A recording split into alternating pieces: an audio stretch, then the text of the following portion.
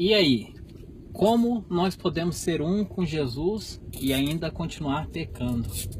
Essa pergunta, né? Bom,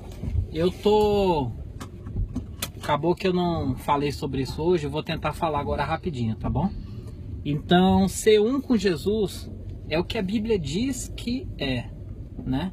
E uma coisa bem legal que eu tenho aprendido, e pode ficar como dica para você, é aprender a confiar no que a palavra de Deus diz. Isso significa que aquilo que a palavra de Deus nos ensina, a gente guarda no coração, a gente desce pro coração. Então, é mais ou menos como: Senhor, eu sei que tua palavra jamais vai mudar. Eu mudo, as pessoas mudam, experiências mudam, diagnósticos mudam, tudo muda, mas tua palavra não muda. Então, eu decido confiar no Senhor justamente porque o Senhor não muda, não é? E isso é muito legal porque a gente se posiciona. A gente posiciona em confiar na palavra de Deus. Entretanto, é óbvio que surgem dúvidas. Bom, se isso é verdade, a palavra diz, então é verdade. Então, por que acontece isso? Por que acontece aquilo outro? Então, primeiro é entender que a Bíblia diz que nós fomos feitos uma nova criatura. Eis que as coisas velhas se passaram e tudo se fez novo. Isso não é um texto bonitinho. Isso é uma realidade, né? A Bíblia diz que se nós confessamos a Jesus no sentido de crer nele, arrepender dos nossos pecados, crer nele, assim como as Escrituras dizem a respeito do Filho, então não é crer que Jesus existiu, mas é crer no que a Bíblia fala a respeito de Jesus, né? Nós somos salvos, nós recebemos uma vida nova, somos feitos uma nova criatura. Isso significa que ele vem morar conosco, vem morar em nós.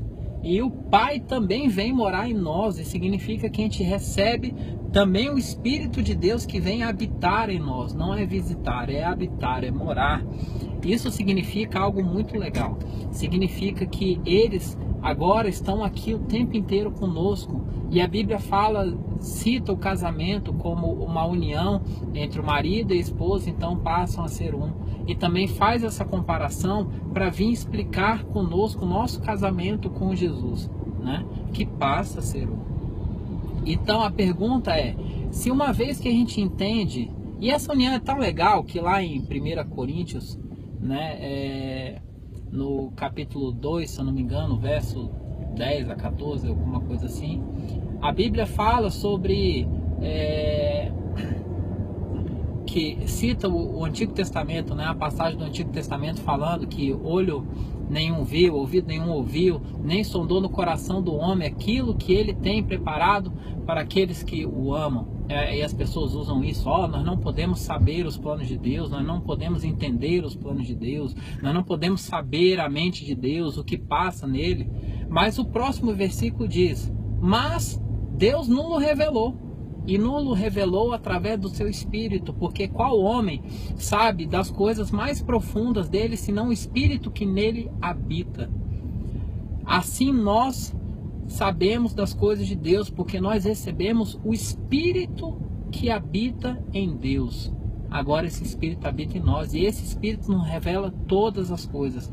E aí conclui falando que nós temos a mente de Cristo. Então significa que a gente também pensa igual a Cristo, né? Quando as pessoas falam: mas os planos de Deus são mais altos que o nosso, o pensamento deles são maiores que o nosso. Isso é uma citação do Antigo Testamento, porque o Novo diz que nós temos a mente de Cristo, nós pensamos igual a Cristo, nós somos um com Cristo.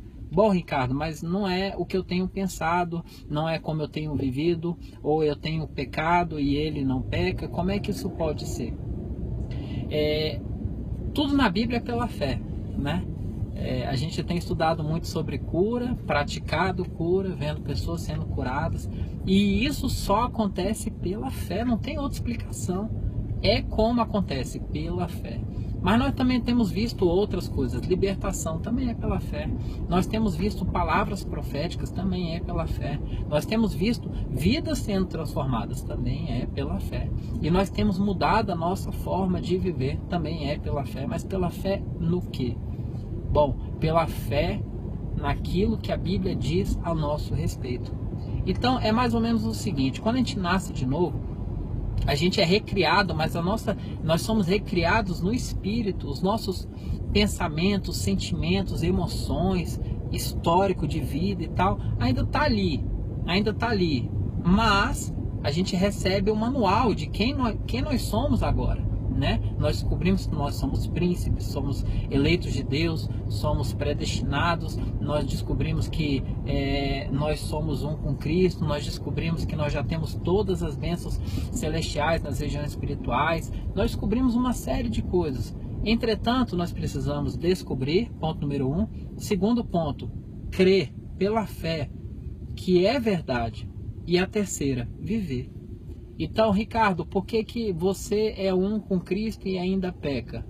Porque você ainda não descobriu quem você é.